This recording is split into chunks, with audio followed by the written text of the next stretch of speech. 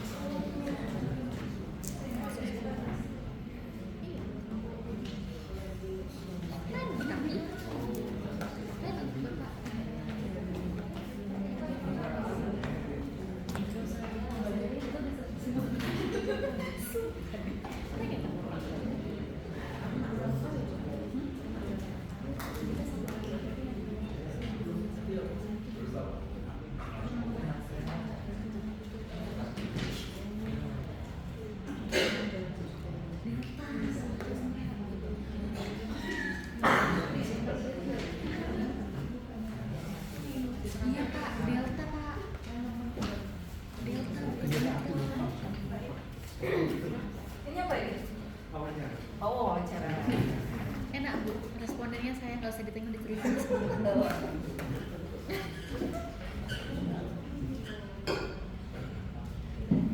Assalamualaikum warahmatullahi wabarakatuh. Selamat siang. Izin menyampaikan hasil wawancara saya dengan responden saya di sebelah saya yang katanya nggak perlu ditanya itu sudah bercerita dengan berapi-api. Jadi wawancara dilakukan sekitar 10 menit yang lalu, tapi cerita sudah banyak. Jadi ini yang sempat saya tulis. Jadi seperti sarannya Bu Lila tadi, begitu kita selesai wawancara langsung segera kita tuliskan. Karena memang kalau direkam kan takutnya nggak ini ya, takut nanti kata-kata ada yang salah, akhirnya nggak bisa ekspresif. Akhirnya tadi memang tidak direkam dan saya coba menyerap apa yang disampaikan oleh responden. Nah ternyata memang yang dirasakan oleh beliau itu merasa sedih, apalagi waktu pertama kali dinyatakan positif itu pas mau masuk ke koas. Jadi pas mau masuk ke stase koas, tiba-tiba semuanya kan temannya itu 10 gerombolan. 10 gerombolan itu dicek semua, IgG ternyata positif. Sampai di PCR ternyata si responden ini termasuk yang kena positif. Nah dari 4 orang yang positif ini akhirnya kan terlambat untuk masuk ke stase, sedangkan teman lainnya itu bisa masuk, sedangkan yang dinyatakan PCR positif ini harus stay di rumah untuk isolasi mandiri. Disitulah perasaan sedih pertama yang dirasakan oleh responden, di mana temannya sudah ada yang masuk, dia juga masih harus isolasi mandiri. Meskipun di rumah itu di Malang itu punya rumah sendiri dan di situ ada budenya, tapi tetap aja namanya beliaunya yang positif, budenya tidak positif, tetap aja tinggalnya itu tetap berjauhan dengan budenya yang merawat di rumah itu. Meskipun satu rumah tapi kan bedanya jauh. Bahkan ternyata si budenya ini lebih panik daripada si penderita. Budenya waktu dikabari oleh ibunya dari Kalimantan malah nangis-nangis, loh kok gitu gimana, lebih panik, loh tadi aku ketemu gitu, lebih panik gitu. Jadi malah seakan-akan yang responden ini malah ingin menenangkan si budenya yang lebih panik daripada yang menderita itu sendiri.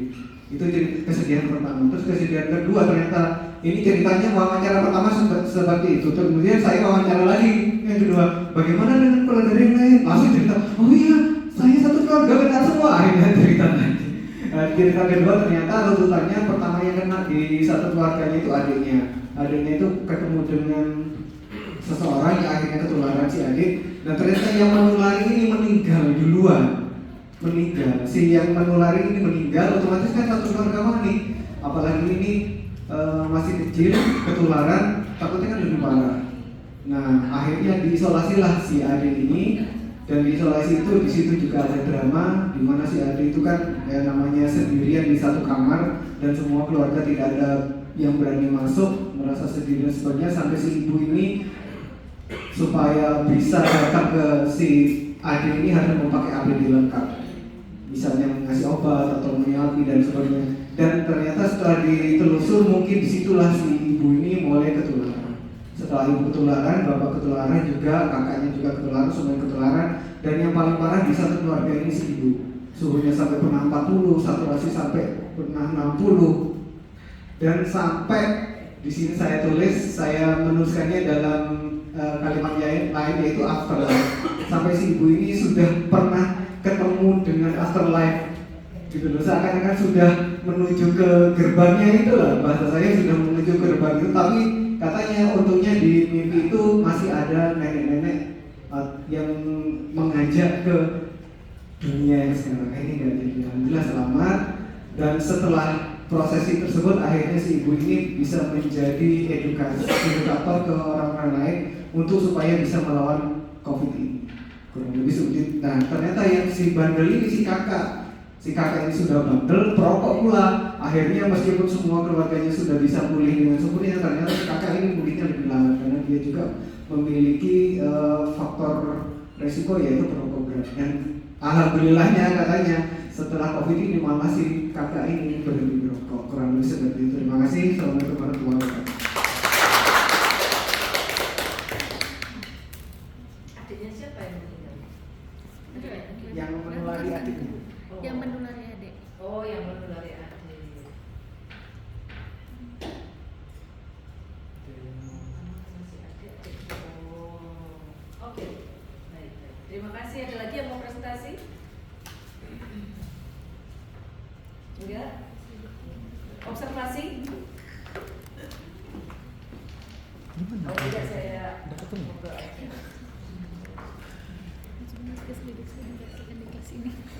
Baik, tadi pagi kita ngomong tentang cara collecting data. Sekarang tentang samplingnya. Siapa nanti Bu Dita yang akan dijadikan sampling? Tadi ada yang menyampaikan, saya pengen belajar kualitatif setelah lulus atau setelah magang ini selesai, saya akan belajar kualitatif. Oh ayo gitu ya. Bahkan saat sedang mengerjakan tesis kuantitatif, mau melakukan penelitian kualitatif, ayo nggak apa-apa. Saya ini termasuk kalau katanya Arema itu kode geleman gitu ya. Disuruh ngapain aja, ayo diajak kemanapun itu saya mau, diminta tolong apapun itu saya mau, ayo gitu ya.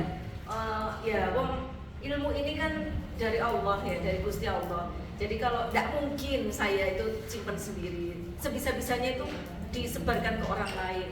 PPT mau digandakan, mau dipakai ngajar dimanapun silahkan. Pengetahuan ini saya tidak peroleh sendiri, saya juga dapatnya dari orang lain juga gitu ya. Alhamdulillahnya Gusti Allah memaringi saya kesempatan untuk belajar kualitatif di 3 tempat yang berbeda sehingga bisa menyaringkan seperti ini. Ya, sekarang siapa yang bisa dijadikan sampel penelitian? Ini seperti biasa. Ini agak terlalu dalam ya, cara analisis data tidak akan saya berikan hari ini sama keabsahan karena itu akan diberikan minggu depan oleh Bu Eno dan Bu Heni. Kalau Bu Heni nggak masuk baru saya masuk. Ya, kalau Bu Heni tidak bisa karena Bu Heni ini repotnya minta ampun ya. Beliau banyak pengabdian masyarakatnya, kegiatan pengabdian masyarakatnya luar biasa. Jadi kalau beliau tidak bisa, saya yang masuk. Kan KPS selalu, saya ini KPS siaga, jadi siapapun yang nggak bisa saya masuk. Ya, jadi dia itu saya salah ya.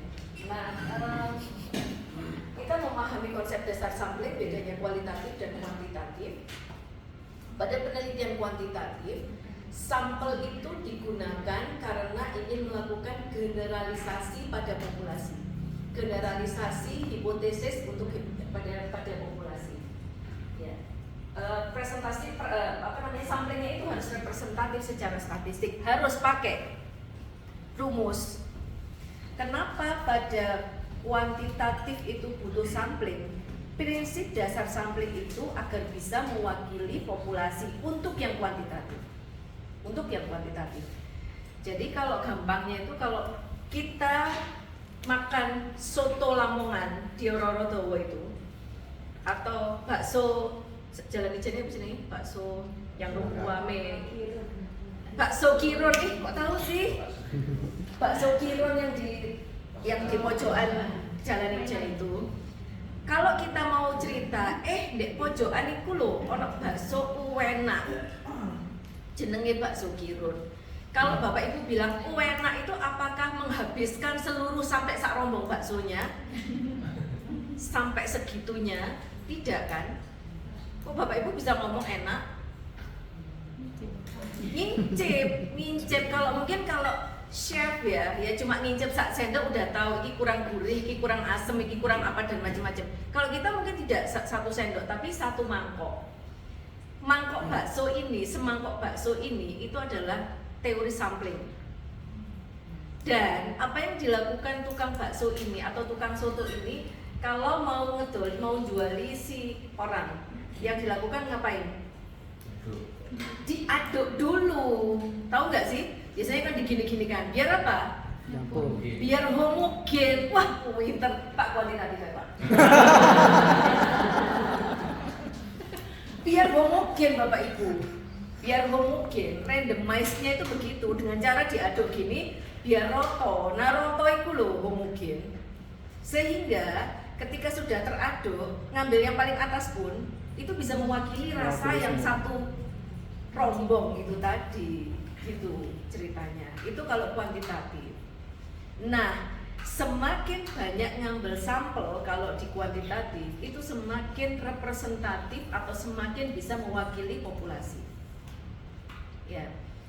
Sehingga kalau Bapak Ibu kemudian memutuskan ngambil sampelnya itu cuma 70, 50, 60 gitu ya. Halah yo kualitatif ae po. Kalau bimbingan saya yang kuantitatif itu saya nggak mau sampel itu cuma 50, 60, 70 kurang akeh 300 total sampling loh. Pernah baca nggak sekarang nanti habis ini ya, cari artikel kuantitatif punyanya Bule International. Ada nggak yang cuma 30, 60, nggak ada. 400, 1000, 3000.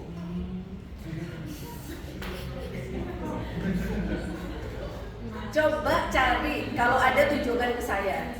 Kalaupun 30 itu pasti kualitatif, 20 itu kualitatif. Jadi saya nggak akan puas dengan udah 100 loh Bu Tita, itu masih 100. Saya nggak akan puas dengan itu.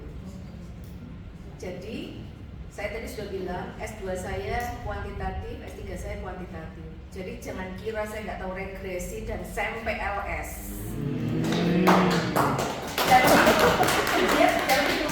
Jangan gitu. Yang saya uji itu harus deg-degan.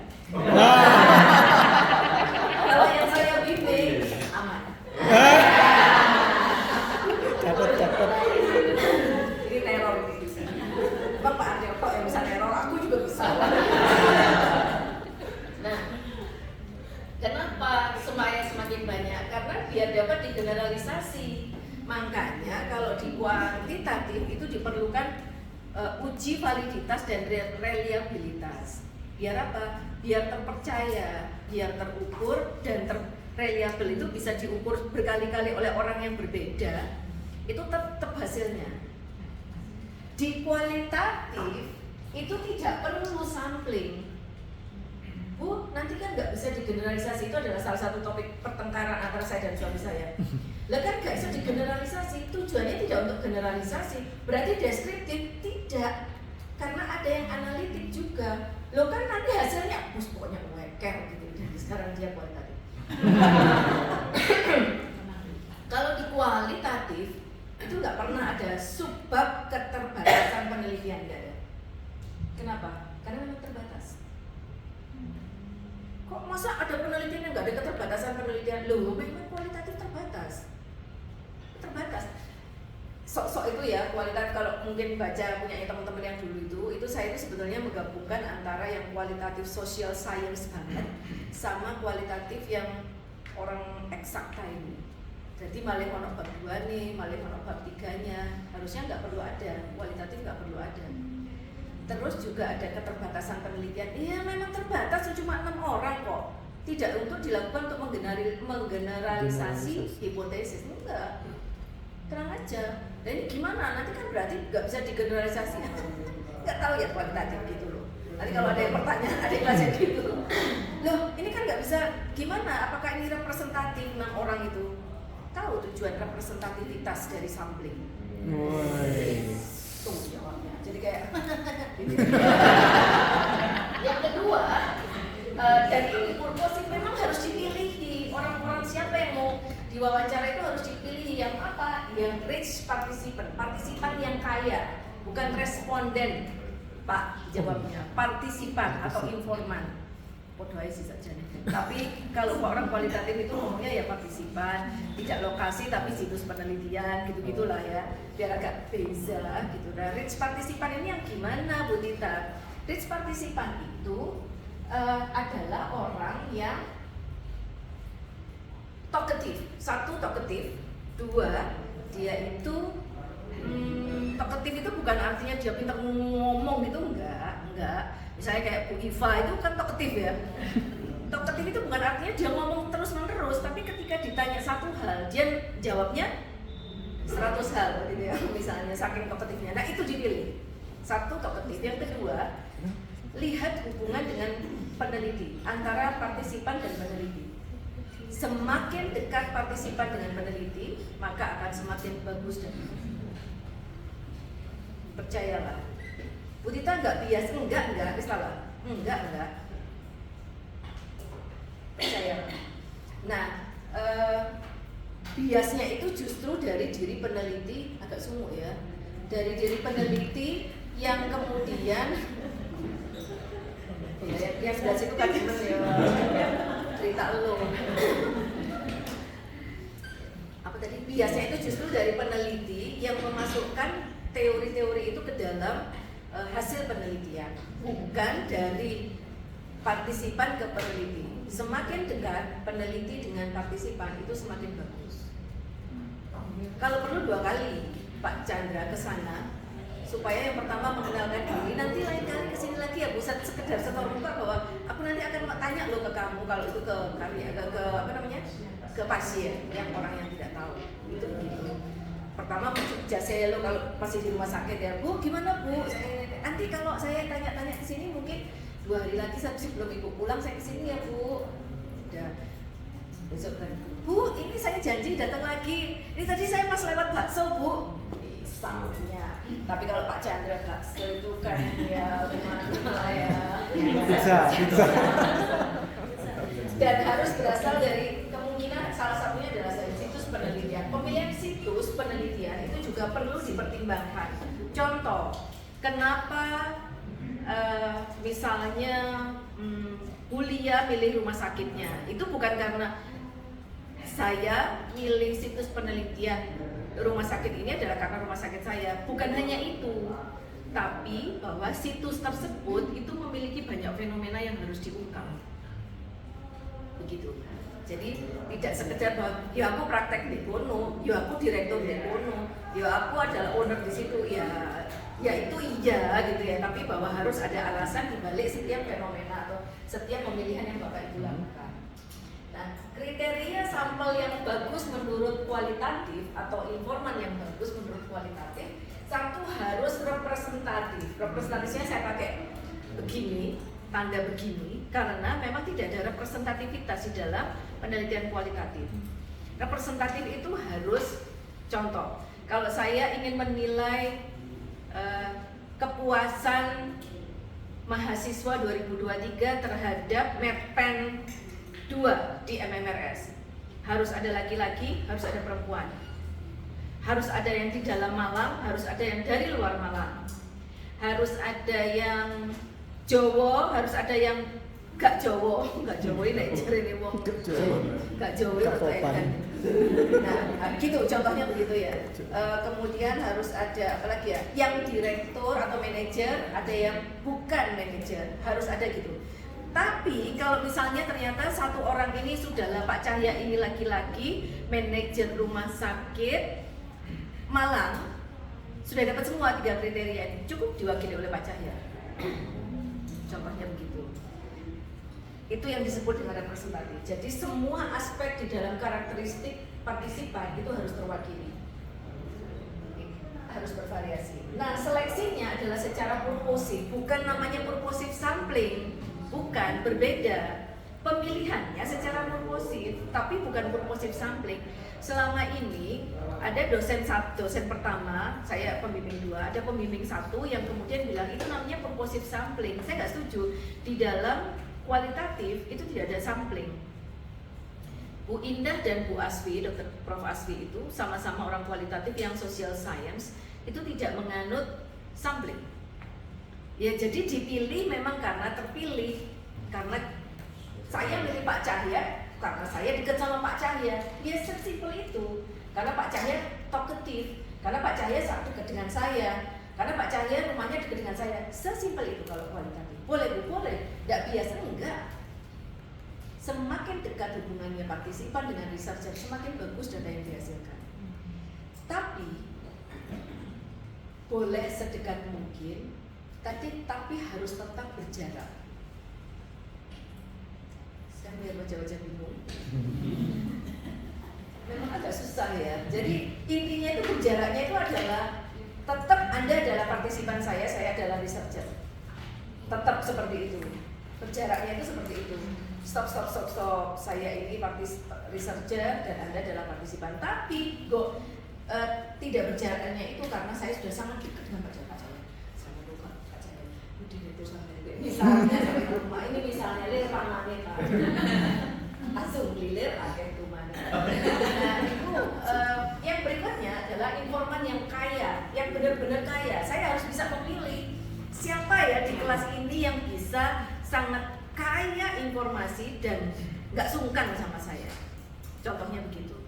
Oh ya, kalau gitu saya milih Bu Kartika aja. Misalnya, Bu Kartika ini sangat kaya dan sangat bijak menurut saya. Tapi terlalu bijak kayak Pak TJ itu jadi nggak kaya. Harusnya Pak TJ ini kaya. Tapi ketika saya tanya, gimana Pak?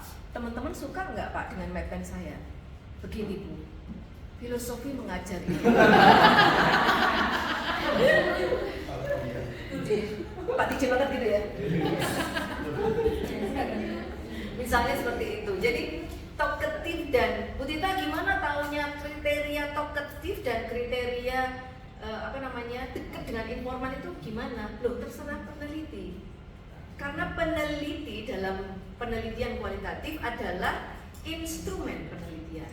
Jadi ya sudah diserahkan kepada peneliti, kepada instrumen ini.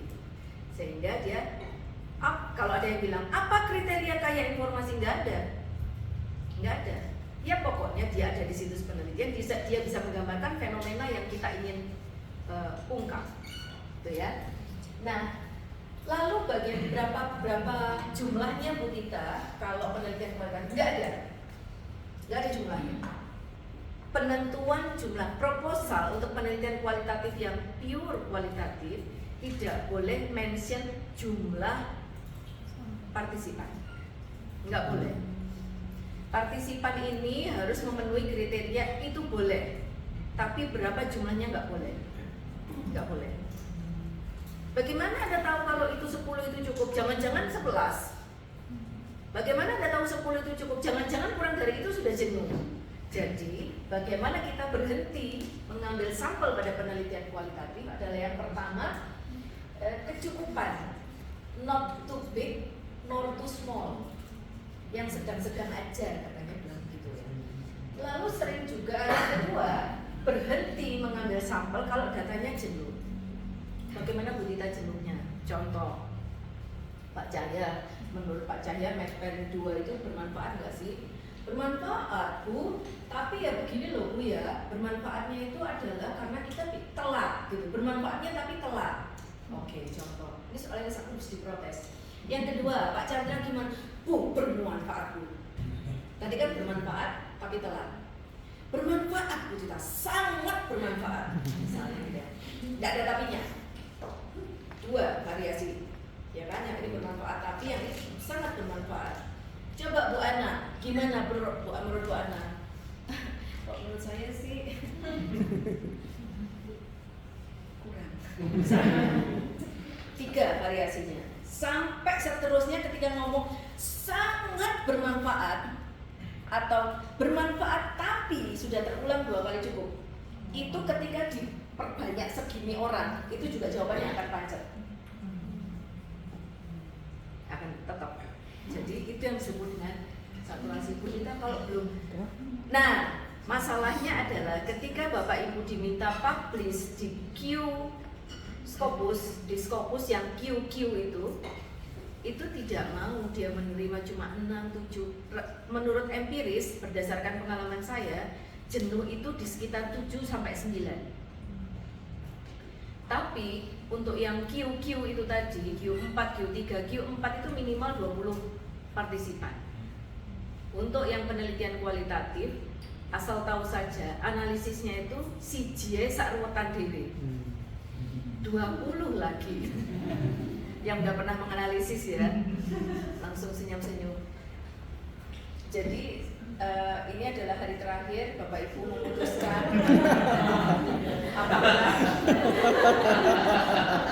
apakah akan tetap terus kualitatif terpindah kuantitatif. Ini sudah cukup loh, saya nakut-nakutinya ini. Tapi tetap jangan khawatir, pembimbing itu selalu berada di hati Bapak Ibu. Siap mendampingi dan membantu Bapak Ibu. Yang membantu. Pokoknya dia nggak membantu bilang KPS. Kekayaan ini adalah kekayaan informasi ya. Nah, jumlah sampelnya ini yang saya sampaikan tadi tergantung variasi dari karakteristik partisipan. Ini yang tidak terlalu kecil dan tidak terlalu besar. Bu Tita kalau nggak ada, kuantitatif itu juga begitu. Saya pernah dikonsoli mahasiswa S3, dia bilang jumlah sampel minimal itu berapa?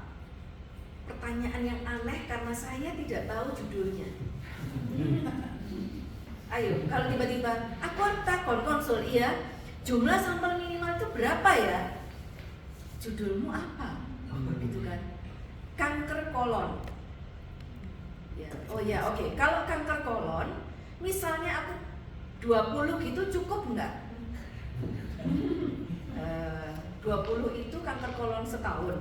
Iya. Setahun memang ada berapa kanker kolon? Ya sekitar 12 sampai 15. Ya kalau gitu ya gak usah disampel guys. Total sampling. Jangan memaksakan yang kuanti, jangan memaksakan.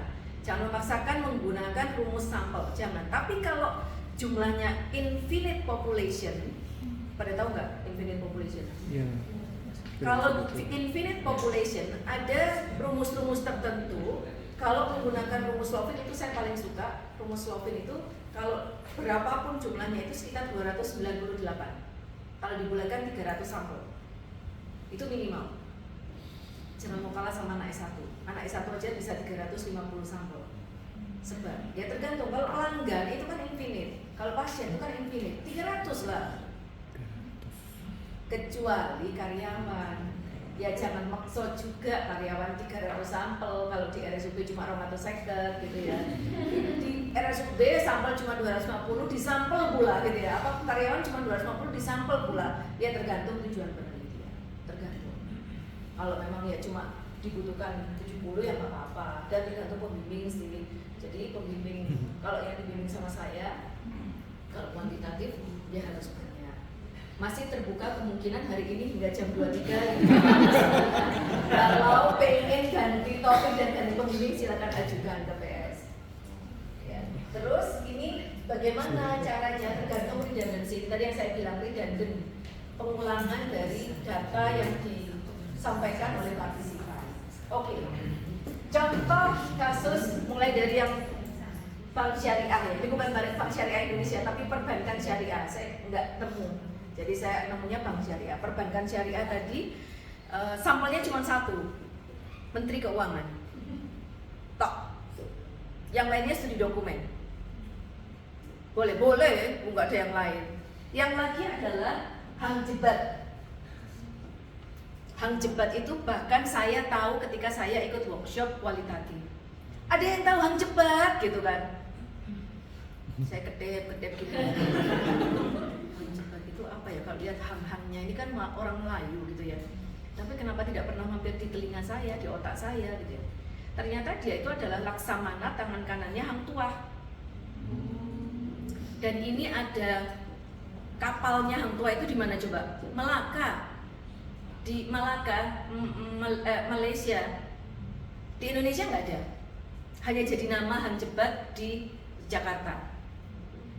Nah, hang jebat ini tingkah lakunya dan keberaniannya, integritasnya melawan musuh-musuhnya hang tua itu luar biasa. Kemampuannya sebagai laksamana menggantikan hang tua itu luar biasa. Dari mana taunya? Hanya satu sejarawan di Indonesia yang tahu tentang hang jebat. Sejarawan. Lainnya dari daun lontar. Boleh, ya boleh. Emang bisa merepresentasikan kalau representasi. Long sing romek siji kok. Sama dengan BSI, Bank Syariah tadi itu, perbankan syariah itu, yang idenya itu cuma satu orang, bukan segerombolan orang. Ya udah cukup satu aja. Tapi kalau yang apa tadi Bu Riris, tentang kecelakaan tadi insiden itu kan tidak harus sama gitu ya, insiden keselamatan pasien. Mungkin insiden keselamatan pasien yang jatuh cuma satu, tapi yang lain mungkin ada gitu ya. Jadi bisa diwawancara yang lain. Lalu yang berikutnya adalah prostitusi. Prostitusi ini beda dengan beng-beng. Ini adalah prostitusi yang reguler. Dulu adanya di Doli. Saya pernah ikut workshop di UNER. Salah satu pematerinya itu Chinese, bapak-bapak yang kemudian dia itu bilang, penelitian saya adalah topiknya tentang mengungkap alasan seorang perempuan menjadi PSK. Terus apa ya yang saya lakukan? Kata dosen saya itu sebagai topik disertasinya. Apa yang saya lakukan? Yo kamu harus duduk di Doli, dimanapun lah Nah dia kemudian prostitusi yang paling besar adalah di Doli di Surabaya. Sekarang masih ada Bu Lia? Udah nggak ada? Nggak ada. Etalase nggak ada? Akuarium.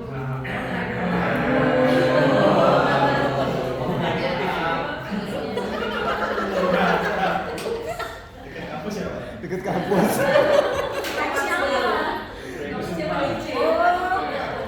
Kampusnya Chandra.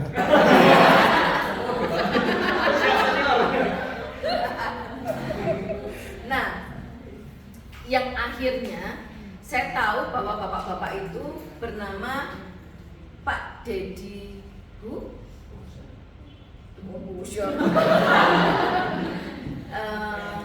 titik-titik yang ternyata dia itu adalah ketua Gaya. Tahu nggak Gaya? Oke. Gay Indonesia. Saya nggak tahu gitu. Saya nggak tahu ketika kemudian dia bilang saya itu duduk setiap hari saya duduk di situs penelitian. Duduk ngapain? Ya duduk mengamati mereka sambil minum minuman keras. Sambil minum bir di situ saya ngamati mereka. Terus wawancara gitu ya. Wawancara, kenapa sih Mbak kamu kan ayu kok jatuh dalam seperti ini, bisnis seperti ini. Terus dijak ngomong. Terus dia bilang begini sih mbak-mbaknya itu, dia bilang, Om, kok dari tadi aku diajak ngomong terus sih? Ya diajak main. Jadi dari penelitian kualitatif itu didapatkan bahwa alasan seorang perempuan jadi PSK itu tidak sekedar bahwa himpitan ekonomi, tapi juga hyperseksual.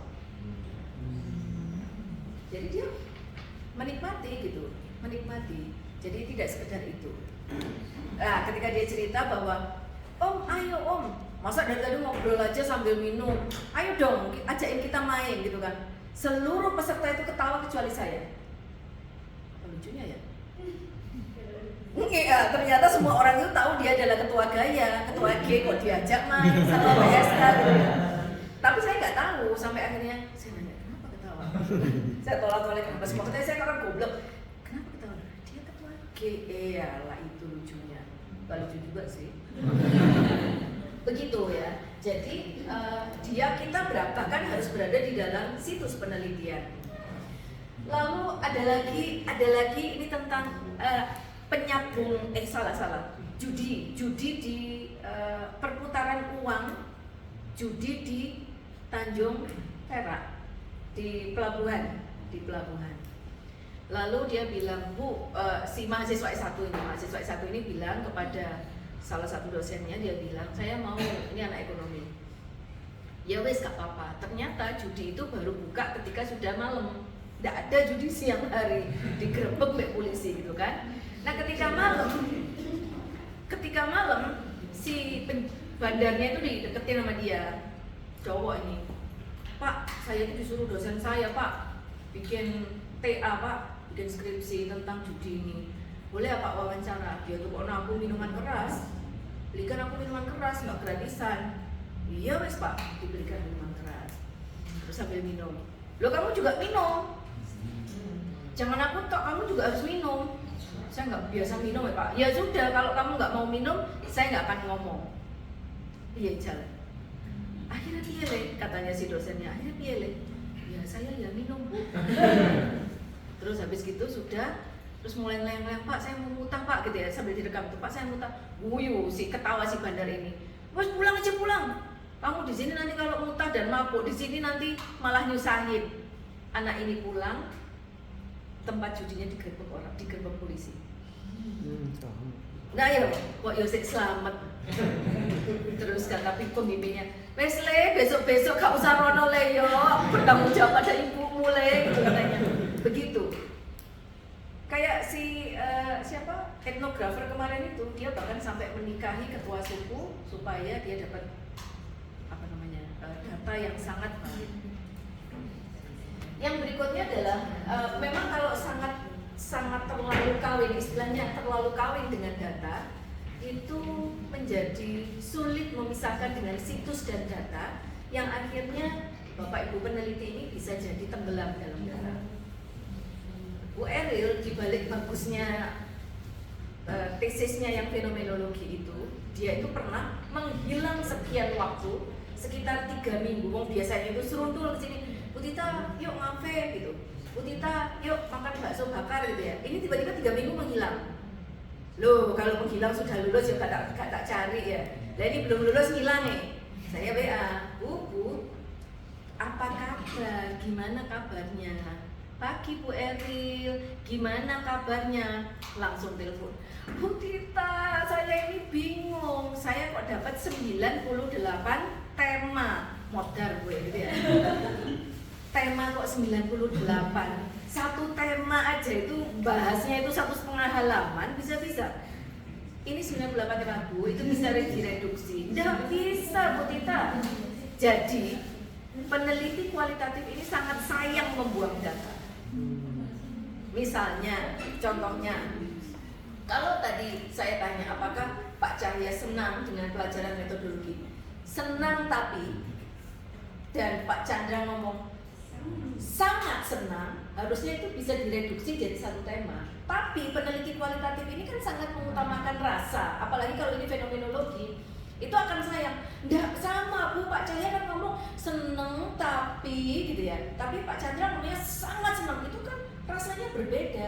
Iya, tapi ini 98 tema gitu kan. Nggak boleh. Terus tomanmu tau Bu Eril ngadep saya, ketemu saya di kampus, nanti saya ajari untuk mereduksi atau menjadikan satu kategori gitu. Biasanya categorizing dan codingnya itu agak-agak belibet untuk yang newbie. Gitu ya. Jadi maksud saya ketika itu peneliti itu sudah sangat kawin dengan data, itu biasanya akan agak-agak tenggelam. Butuh jotek dari butuh tongkat dari pembimbing ini untuk mentas, untuk narik dia dari ketenggelaman itu. Susah ya bahasa Indonesia, dan satu orang yang bukan orang Jawa aja susah aku ini belibet. Butuh tongkat untuk ngangkat dari ketenggelamannya dia dalam data itu.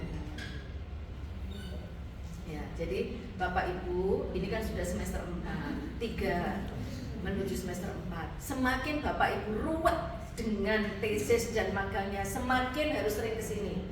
Janjian kalau perlu. Jumat ke kampus nggak? Ya, ayo ke kampus yuk. Di sini, ini tuh kosong guys. Jadi Bapak Ibu boleh kesini, di sini bisa, di 202 bisa, 206 bisa, ruang baca bisa, ruang podcast bisa, ruang KPS pun bisa. Bapak Ibu masih bayar UKT. Jadi masih berhak untuk menggunakan seluruh ruang di lantai 1 sampai lantai 6. Ya, nanti ganggu kuliah Bu Tita. Dia yang ganggu Bapak Ibu, kuliah yang ganggu Bapak Ibu. Jadi Bapak Ibu di sini, mau di sini boleh, di kafe boleh, di sini. Kalau di sini aja gratis, kopinya 20,5 juta untuk Bapak Ibu. Kenapa harus ke kafe? Enak Bu Tita, kalau di kafe itu suasananya Belgedes. Itu suasananya itu berbeda. Ya silahkan, asal berproses. Itu saya tarik terus. Pokoknya kalau sama bimbingan sama saya pecuti terus. Supaya tidak lebih dari Juli 31.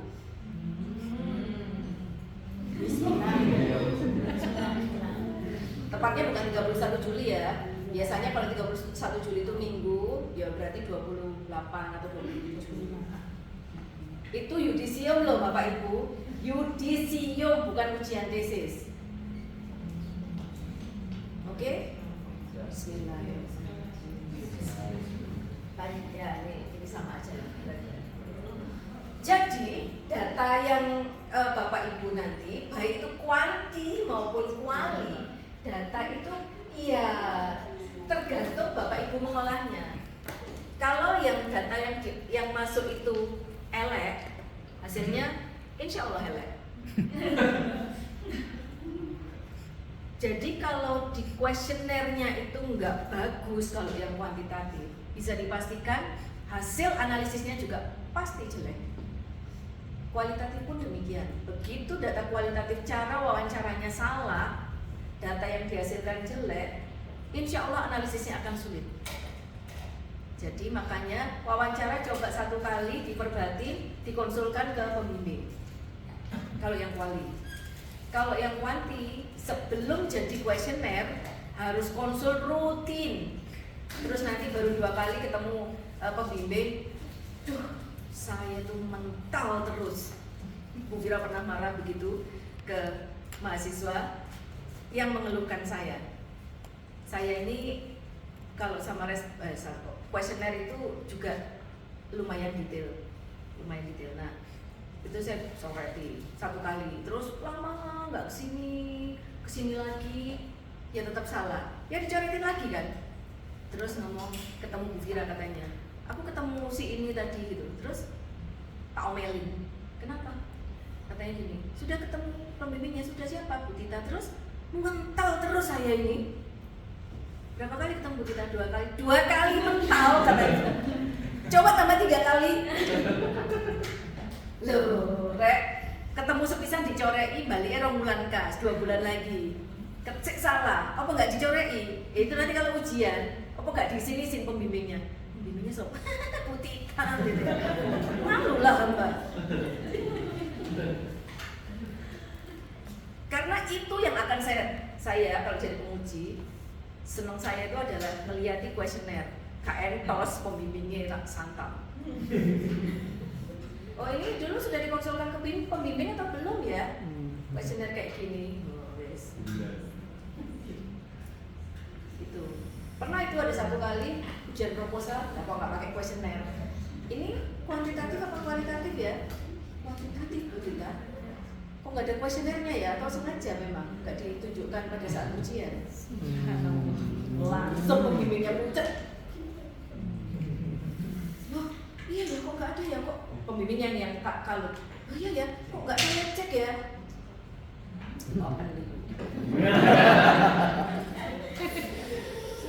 Oke. Nah, cara transkripsinya Pak TJ, tadi itu saya tahu bahwa wawancaranya cuma 10 menit, tapi di dalam 10 menit itu sejatinya harus sangat detail. Ya, harus sangat detail.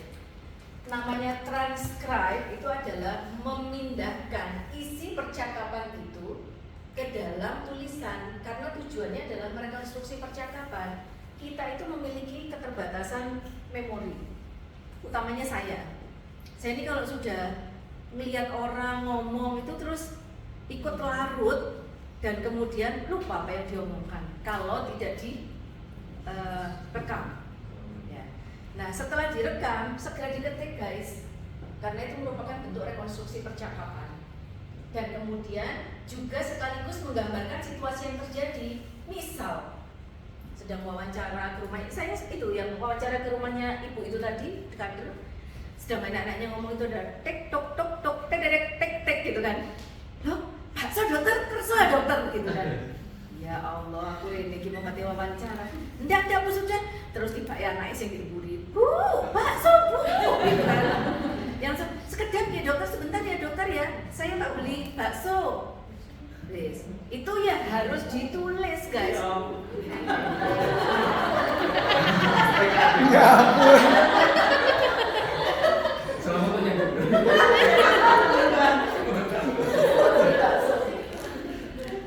Bu Erna ini dari RSSA ya.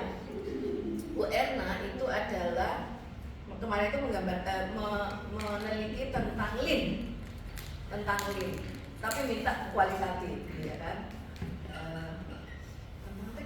Oh, limbah padat, pengelolaan limbah medis padat Bu Erna ini. Terus lin banget dia.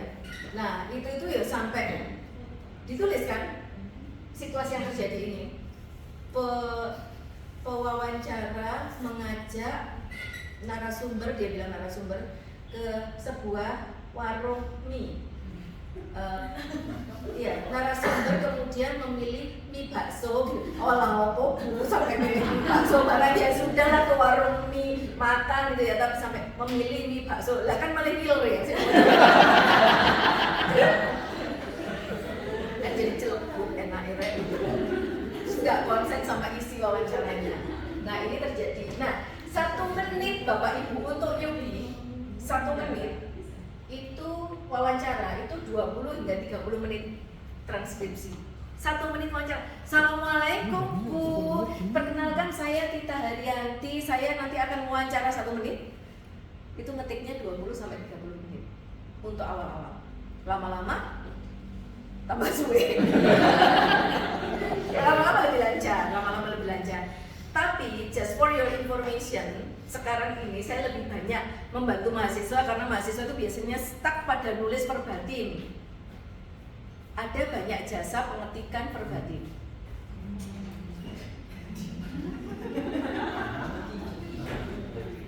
Tapi kalau anak sekarang mungkin punya putra yang udah agak gede, itu kalau dia ngetiknya pinter, kayak anak saya yang nomor 2 itu, verbatimnya cukup cepat itu, setengah jam jadi. Padahal 30 menit percakapan itu 30 sampai 40 menit dia jadi. Karena dia pause, terus di next lagi, pause lagi, cukup. Cuma analisisnya dia nangis. Nah, ini bisa dibengkelkan untuk verbatim. Jangan bengkelkan analisis ya. Kalau mau bengkelkan analisis ke Bu Tita aja, bayarnya lebih mahal tapi. Nanti saya ajari. Tapi untuk menyingkat waktu, 1 verbatim lemparkan ke dia. Ada harganya kok. Nanti kalau yang mau, nanti saya punya kontaknya. Ya, rodo larang sih. Tapi menurut saya itu sangat menyingkat waktu dan apa ya?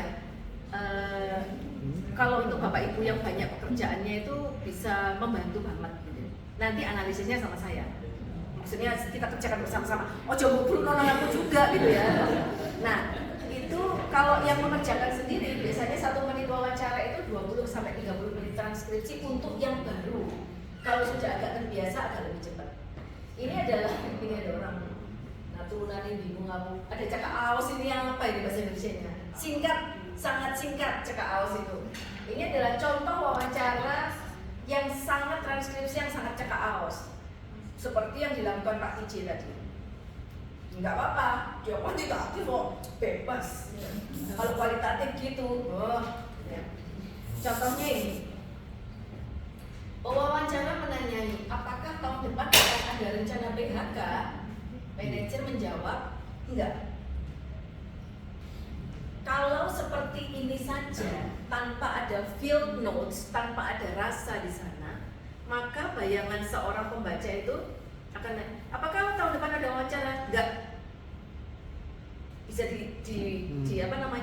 dimaknai seperti itu kan? Kayak kemarin itu ada bintang stand up comedian, bintang Emon itu kan bilang lucu banget dia.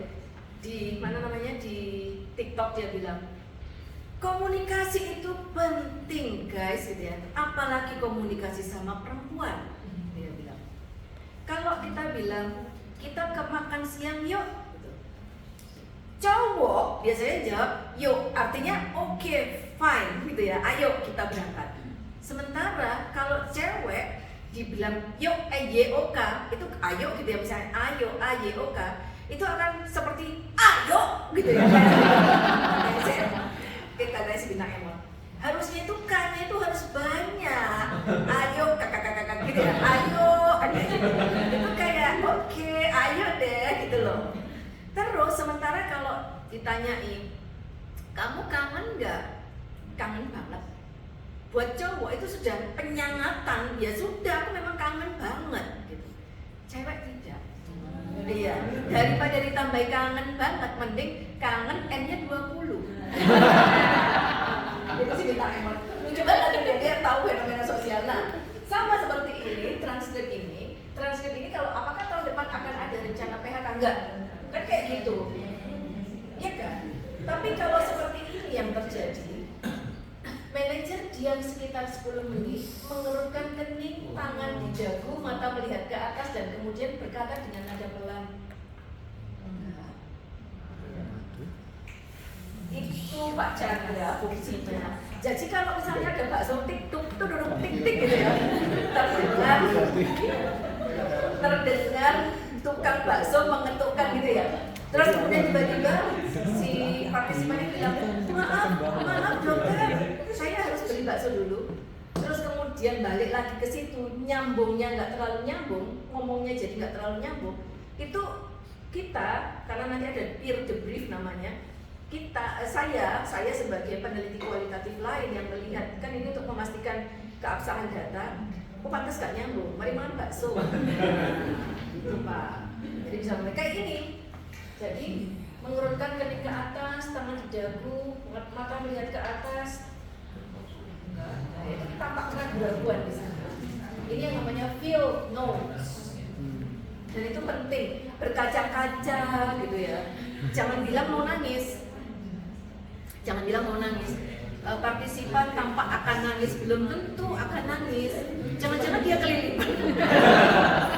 Dia nggak ngerti kan kita. Berkaca-kaca lebih tepat. Jangan-jangan dia itu sebenarnya ngantuk, nahan supaya nggak amok gitu ya. Terus sampai pakai berkaca-kaca, sampai belum kesini. Loh, saya itu kalau ngantuk brepes. Seringkali itu sekarang udah enggak. Suami saya sekarang udah tahu dulu dia merasa bersalah. Mana opo gitu kan. Dan dia ngomong terus saya itu nahan ngantuk kan. Sampai brepes gitu. Mana opo.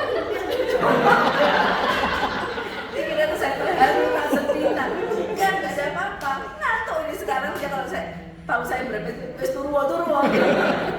Ya gitu ya. Maksudnya kita nggak boleh itu tadi judging tadi loh ya. Yang judging tadi itu nggak boleh gitu. Tampak daun-daun berguguran gitu kan, dengan membahayakan hidupnya apa? Nyapu membahayakan hidupnya apa? Itu judging, nggak boleh. Mata melirik ke atas, mata berkaca-kaca, mata karena sejatinya kalau kita lihat ada yang namanya komunikasi non-verbal. Kalau verbal jelas ya. Pak Chandra suka nggak dengan metodologi penelitian ini? Suka banget Bu. Kok krik-krik ya? Guyunya aja bahkan garing gitu ya. Beda dengan, Bu Tita asik loh gitu, kan beda. Nah, para verbal ini itu adalah ekspresi. Kalau ada orang yang diajak ngomong terus bolak-balik, iya dokter, iya ini bermanfaat kok dokter. Sudah bolak-balik. Usaikan saja pembicaraan itu. Udah nggak usah maksa, ya Mbak Yes. Maksa, benar. Pasti dia nggak maksa. Misalnya gitu. Atau dia sudah gini, kita nggak peduli. Tanya aja gitu ya, kita nggak peduli. Nah itu juga jangan. Ini ada hal-hal yang non paraverbal yang harus diperhatikan. Kecemasan, kalau udah bolak-balik terus kletak-kletuk gini ya kan, jarinya sampai nggak bisa lagi bunyi, dikletak-kletuk sampai nggak bunyi gitu ya, itu ya sudah mulai bisa ya, bahwa ini harus sudah. Ini contohnya Bapak Ibu, verbatim yang kualitatif, contoh verbatim untuk sebelum masuk ke ini, coba ya. Ini kan kata pertama, perkenalkan nama saya Rizkia, saya mahasiswa UB mau wawancara. Ibu perdata pertama kali ke rumah sakit UMM hari apa nggih? Ini kan baru ice breaking. Makanya boleh buat wear itu boleh ice breaking. Kenapa? Keluhannya apa? Gitu ya. Ini salah sebetulnya. Kenapa Bu? Keluhannya apa? Itu dua pertanyaan. Harusnya satu pertanyaan. Tapi bahwa ada field notes menggambarkan situasi, suasana situs penelitian. Seruni kamar 301 adalah ruang kelas 2 yang disediakan rumah sakit UMM yang berisi 4 tempat tidur. Kita langsung bisa membayangkan ya, satu ruang isi 4 tempat tidur. Saya bersama Karu yang bernama Mas Irul, ini boleh di-nik gitu. Mas Irulnya itu di buset, di hitam-hitam atau di putih-putih. Terus dia bilang di ruangan itu tidak ada pasien lagi, hanya ada Bu Ida, sehingga 3 tempat tidur kosong tidak ada yang menempati.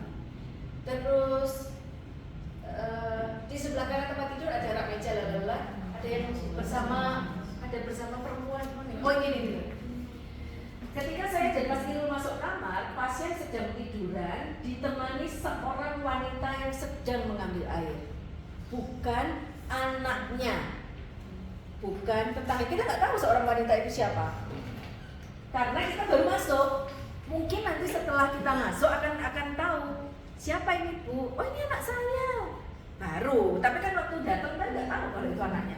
Jadi seorang wanita ditemani oleh seorang wanita, bukan berjibaku untuk bertaruh nyawa gitu ya. Itu sama. Jadi ini semuanya sangat begitu. Pak Yoga tadi bagus banget. Nah ini juga ternyata Ibu Ida tidak keberatan dan peneliti memberikan inform konsen. Dulu itu saya metenteng, saya itu ngotot untuk memberikan inform konsen di depan. Ternyata itu akan membuat pasien tidak nyaman. Dan Bu Rizkia ini salah satunya ada yang terpaksa di delete ketika dia bilang setelah keluar, Mbak boleh nggak nanti wawancaranya kalau Mbak ke rumah aja. Oh iya, diparanilah ke rumahnya. Assalamualaikum, Bu Rizkia itu orangnya lembut gitu ya. Assalamualaikum Bu, terus waalaikumsalam. Monggo pinara ya, mulai pakai bahasa Jawa. Bu Rizkia orang Madura. Monggo pinara aja. Dos pun dijang, wonten dawuh menika langsung ngomong pakai bahasa Jawa. Lenje. Lah Bu Rizkia cuma bisanya matur nuwun sewu gitu ya. Dan kemudian apa lagi ya? Ya cuma itu aja dia bilang. Nje mboten gitu. Terus udah dia kemudian enggak Bu, itu kemarin saya ingin bertanya tentang pengalamannya Ibu di rumah sakit UMM. Ceritalah. Dados ngaten lho Jeng, rikala kemis mriko kula asaken.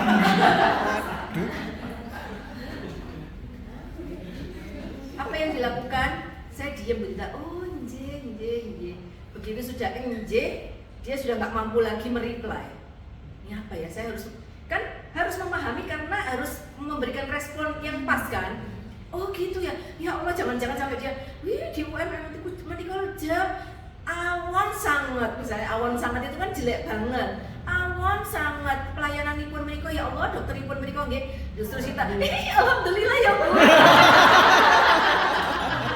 Awon sangat terus kita ngomong alhamdulillah, kan enggak pas. Akhirnya oh iya Bu. Ya, saya kira itu aja nggih Bu. Terima kasih, ini buat tangannya selesai. Dia bilang gimana Bu Dina, saya enggak ngerti. Sebentar itu. Jadi cuma 15 menit. Bersama Lala Lilinya 15 menit, saya bilang buang, gak ada manfaatnya. Cuma 15 menit terus gak ngerti deh, gak bisa mereply dan akhirnya saya gak tahu Bu Tita, saya harus berespon seperti apa, buang. Piye wong duro dijak ngomong basa Jawa halus. Ya, akhirnya dibuang. Boleh seperti itu, boleh. Di sini kan nggak ada yang bahasa natural kan ya. Dulu yang Bu Maria Kewaswawat itu tadi, yang bawain teh motor itu dia bilang, Bu Tita, saya harus ngomong bahasa Indonesia atau boleh ngomong bahasa lama kolor? Oh, lah untuk validasi ke saya mana saya bisa gitu kan? Dia bilang pakai bahasa lama kolor. Terus Bu Tita translate. Lah ya opo, nggak ngerti saya. Nggak bisa menilai dia valid atau tidak. Bu Tita kan saya harus pulang ke sana, masa telepon aja. Boleh atau tidak boleh? Boleh Bu. Jadi kalau misalnya telepon ke Natuna, Zoom boleh. Telepon juga video call boleh, direkam tapi. Ya, untuk mencoba satu verbatim aja itu boleh. Oke? Baik. Nah ini contohnya. Saya jadi media penularan dokter, cuman ya berdoa aja, mau gimana lagi sambil berkaca-kaca, sambil matanya putus, sambil matanya berkaca-kaca, terus matanya melihat ke atas. Ini kan field notes. Nah, pada saat tadi yang saya bilang bisa dibengkelkan untuk bikin verbatimnya, ketika setelah diverbatimkan kembali, jangan terus digeledak, jangan terus ditaruh aja, didengerin lagi, karena kita yang tahu. Pada saat ngomong ini dia ngapain ya? Menambahi field notes-nya itu loh. Kan dia nggak tahu. Dia misalnya kayak, iya mbak ya gitu itu ikhlas aja. Itu dia senyum sambil tampak sedih atau gimana itu kan kita yang tahu. Kalau si penulis verbatimnya kan nggak tahu. Jadi setelah dari verbatim dikembalikan ke kita, segera kita cek lagi mana yang harus ada field notes. Gitu ya. Untuk menjadi verbatim. Ini contoh verbatimnya yang sangat kaya.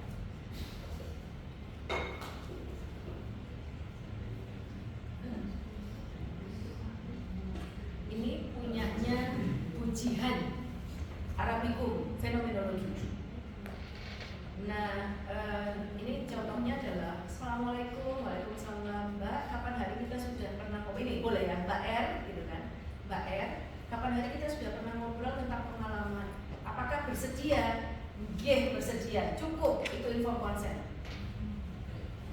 Jadi bisa tidak menceritakan pengalaman yang mulai hamil pertama, kedua, ketiga seperti apa? Nggih dokter. Terus dia cerita. Nah ini sepanjang ini bisa dianalisiskan. Kalau jawabannya pingpong, ya tidak, ya gitu itu nggak bisa dianalisis. Kecuali meskipun untuk magang itu juga boleh harus dilakukan verbatim, meskipun tidak sepanjang ini harus dilakukan verbatim ya. Jadi FGD mau observasi, kalau perlu observasi sama foto-fotonya, mau wawancara boleh, harus dilakukan verbatim sebagai lampiran Bapak Ibu. Kalau studi pendahuluan lampiran, ditaruh di lampiran tetap dilakukan gitu ya. Jadi kira-kira seperti ini panjang-panjang jawabannya. Dan ini grounded theory. Panjang-panjang jawabannya. Nah, lucunya adalah ketika Pujihan ini sebetulnya ingin menanyakan, mengetahui pengalaman pasien ibu melahirkan dalam memilih rumah sakit. Ini biasanya kuantitatif. Biasanya saya lakukan untuk penelitian kuantitatif, tapi Pujihan bilang, boleh nggak Bu saya kualitatif? Boleh banget. Apa sih yang membuat orang ibu hamil memilih rumah sakit? Dan ternyata surprisingly-nya adalah Pujihan ini bahkan bisa mengorek adanya penyiksaan ketika perempuan ini sedang hamil muda. Penyiksaan suaminya kepada anaknya itu bahkan terungkap tanpa ditanya, sampai disiksa Bu gitu enggak, tapi bahwa itu keluar sendiri. Nah itu kelebihan dari kualitatif. Jadi bahwa ada hal-hal termasuk yang tidak mau berholwat itu tadi, mungkin dia punya pengalaman yang luar biasa sehingga tidak mau dia melakukan pertemuan dengan, bahkan ngomong sama perempuan aja nggak mau, harus melihat tembok. Kalau mau ngomong sama perempuan katanya mending lihat tembok. Ya kecuali istrinya paling ya, gitu contohnya. Ada hal-hal yang bahkan tidak kita ingin ungkap tapi ternyata terungkap. Itu kelebihan dari kualitatif. Ya itu saja dari saya sore ini. Ini adalah grup saya hingga 2022.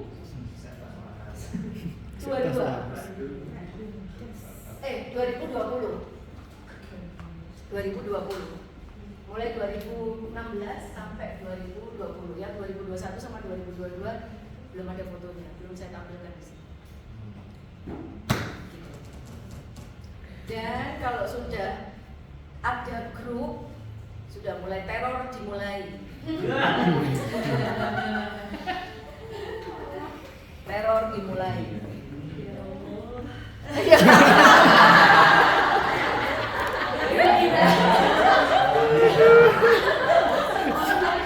Orangnya jelas banget.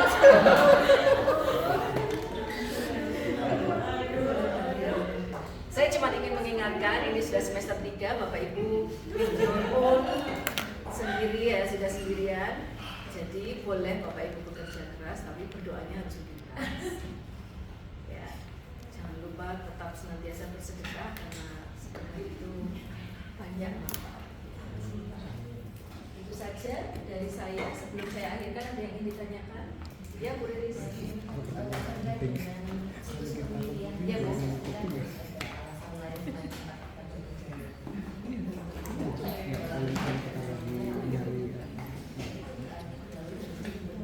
Iya, harus ada pengakuannya. Kalau puasa itu karena tidak selalu harus ya kan, kayak punya Pak Alfred itu kan kalau bagus soalnya kan, tapi harus ada sering pendahuluannya. Oh, saya suruhan Pak, gitu, saya suruhan di sini tuh, diusir aja saya nggak mau. Nah, ada videonya loh. Ya, jadi itu akan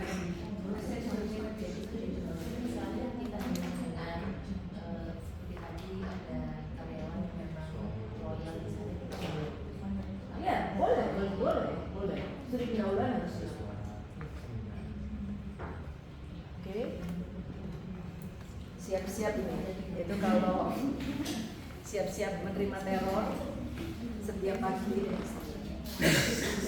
Iya, Pak. Ada 2 pertanyaan, satu penting, satu nggak penting. Iya, Pak. Kalau untuk kuantitatif, Iya, oke. kan kemarin kita misalnya magang, kemarin kan kita melakukan wawancara atau small group discussion. Iya. Itu kan ada percakapan juga, itu Betul. di verbatim juga. Atau hanya per ini aja? Iya, kayaknya cukup Conversation dengan, aja ya? cukup dengan per topik aja. Topik Per aja. topik yang ya kalau small group discussion. Kecuali karena small group discussion itu kan tidak collecting data, Pak. Small group discussion itu ya diskusi yang kadang-kadang brainstorm aja. Iya, brainstorm aja. Ya, jadi itu tidak selalu gitu. Iya. Kalau benar FGD, Bapak sudah menamakan pertemuan itu adalah FGD, itu harus diverbatim. Verbatim nggak gitu ya. Kalau small group discussion tidak. Terus Pak? yang nggak penting. Dan kalau misalnya kita kesini, misalnya konsultasi dengan Bu Tita atau misalnya kita lagi nyari-nyari bahan di sini, itu boleh nyicipi kopinya kan? Boleh. Jadi yang rutin setiap Jumat yang dikeluarkan, kopi itu dikeluarkan setiap Jumat dan Sabtu, Bapak Ibu. Kalau pada hari katanya Pak TJ, apakah boleh kalau pas kesini konsultasi gitu ya, yang tidak rutin, apakah boleh nyicipi kopinya? Kemarin ada yang ngambil lah, soalnya aku ngambil juga. Nggak apa-apa, Cius. Bapak itu masih punya hak sampai dengan semester 4. Oh. Nggak apa-apa. Iya, Cius. Nah, kopi itu dikeluarkan hanya setiap Jumat dan Sabtu. Karena kalau ditaruh di sini terus, entek rek. Setiap mahasiswa S1 itu ratusan gitu ya. Itu habis. Nah, sehingga padahal itu adalah eksklusif untuk MMRS. Jadi boleh ke sini. Kalau Siap. mau makan, bilang ke saya belikan di cemil gitu. Loceng sini. Beneran, boleh. Makanya saya bilang sering-sering kesini aja, nggak apa-apa. Mau di sini. Ini kalau kosong, nyalakan AC-nya, itu 20,5 juta itu sudah termasuk, Pak. Nggak apa-apa. Clear. Clear ya. Jadi di sini boleh, di ruang baca boleh, di situ juga boleh. Kalau di situ biasanya untuk nunggu Prof. Darini, nunggu Bu Holly, nunggu gitu boleh. Cuman jangan taruh barang-barangnya itu gembletak di situ. Kalau konsul ya langsung dibawa semua. Bahaya. Semester 3 sama 4 ini Bapak Ibu tolong selamatkan filenya masing-masing. Mau ditaruh di cloud, mau ditaruh di apa itu ya, itu karena bisa jadi nanti korup filenya, harddisknya bermasalah, laptopnya rusak, ada aja laptop colong uang. Idenya. Itu beneran terjadi Bapak Ibu. Taruh aja di cloud, kirim ke emailnya siapa gitu. Email saya ya boleh. Spam. Baik. Iya. Oh iya, iya Pak. Kalau peneliti kualitatif sebelumnya alumni itu banyak yang merasakan kualitas nggak selesai itu potensi nggak selesainya gimana? Tenggelam dalam data. Kalau kuali ya, kalau kualitatif tenggelam dalam data. Kalau kuantitatif aja kebacut. Yang kuantitatif baik kok jawaban nggak selesai. Jadi itu masalah motivasi diri Bapak Ibu. Harus selesai. Mau kuali mau kuanti dulu kan nggak aku kuali aja. Karena kalau kuali nanti nambah 1 semester. Lu tergantung motivasinya, sama tergantung pembimbingnya sih. Jadi maksud saya kalau kualitatif itu biasanya tenggelam dalam data. Kalau sudah gitu, gelagap gitu, biasanya pembimbingnya akan segera menarik, merecall, sinyal gitu. Iya. Kalau aku sih apa kata di atas tagih mau dilakukan lagi. Betul, betul. Jadi pedoman pertanyaan untuk penelitian kualitatif itu apakah divalidasi dulu? Enggak, ini bukan kuantitatif. Coba tanyakan dulu perbatinnya yang ditunjukkan ke saya, ke peneliti kualitatif saya, ke peneliti kualitatif lain. Kita lihat bersama-sama. Kita lakukan namanya peer debriefing. Itu adalah untuk menguji keabsahan data penelitian kualitatif adalah salah satunya dengan peer debriefing. Peer-nya itu adalah ya pembimbing atau sesama peneliti kualitatif. Ya. Teknik analisa verbatim itu kapan diajarkan? Minggu depan. Oh, siap. Harusnya ini ada saya. Harusnya tapi bagiannya Bu Heni. Tapi kalau Bu Heni nggak bisa, saya lagi yang masuk gitu Pak. Insya Allah kalau minggu depan saya berikan cenil. Siap. Bu Ana tetap boleh ikut, untuk yang Bu Heni silakan aja. Apa? Karena ini cenilnya dari KPS, jadi boleh. Kalau yang kotaan tadi nggak dapat memang sudah dipres sama Mas Santo. Sudah Pak? Siap. Iya Bu. Jadi kalau kami ini sekarang tenggelam dalam pembahasan. Ya itu kan sudah harus memasukkan data, memasukkan kepala itu loh Bu. Hasilnya sudah dibikin berdasarkan tema, Oke. sudah ada. Terus bingung ini apa dulu? Lah terus kok nggak ke saya? Ya, ini mau ini. Hasilnya kita tunjukkan ke kita dulu. Boleh. Hasilnya baru nanti ditulis. Boleh. Saya masih punya utang ke Bu Retno. Ini ada satu lagi utang, gitu ya. Karena kalau saya ngajar itu malamnya itu kan persiapan saya untuk perform. Bu. Hari ini tidak bisa pakai kutek. Oke, ya silakan Bu. Ke saya, ke Pak Aryo boleh. Oke. Jangan lupa Sinta 2-nya dipersiapkan. Sampai ketemu minggu depan. Saya ajarkan, semoga bermanfaat. Assalamualaikum warahmatullahi wabarakatuh. Waalaikumsalam.